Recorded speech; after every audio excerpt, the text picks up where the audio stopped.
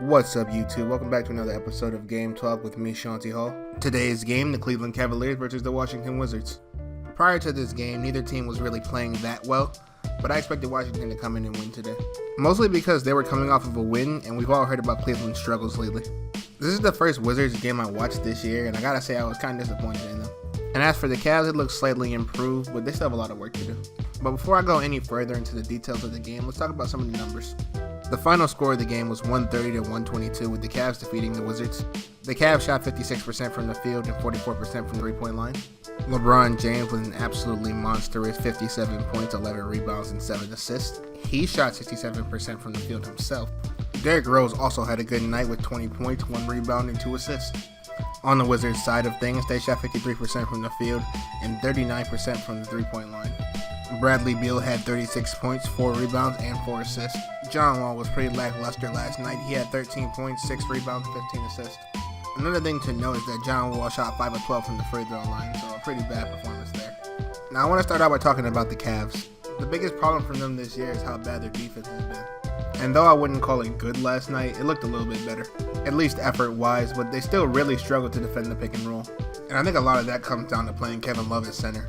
He was really never that great of a defender to begin with, and him playing the 5 really highlights that in his game. I said this once before, but the Cavs are really looking to trying to acquire some kind of rim protector.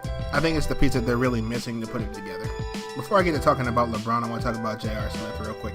He's not really contributing on either side of the floor right now, and it's really hurting the Cavs. Him being a reliable three-point shooter is one of the things that made the Cavs so dangerous last year. I don't know if it's just that he's trying to find his rhythm or that he's at the tail end of his career. Either way, I hope he gets it together soon. LeBron looked absolutely dominant last night. It was like he wanted to make a statement to remind people how great he actually is. And message received, the Wizards had no answer for him last night. I honestly thought he was going to go for 60. This game made me wonder though, how many more games like this we'll get to see in LeBron's career? I really hope for a few more. Now as for the Wizards, I said I was disappointed earlier, and here's why. They are laughably bad on defense. And I feel like every one of these videos I rag on teams for being bad on defense. For the most part with those teams, it's just effort. The Wizards, however, look like they don't know what they're doing out there.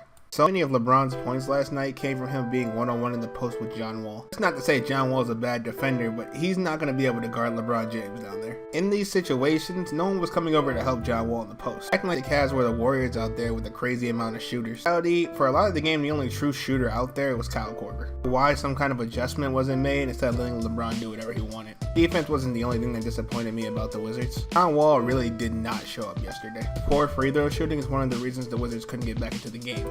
But he did miss 2 or 3 layups right at the rim. Can't fold like that in big games if the Wizards want to take that next step. I thought they might be ready to, but now I'm not so sure. Last thing I want to mention is that the officiating in this game was pretty bad for both teams, and at times it really slowed the game down and made it kind of hard to watch. Those are my thoughts on the Cavs-Wizards game. If you guys enjoyed the video, maybe like and subscribe, and I'll see you guys next time.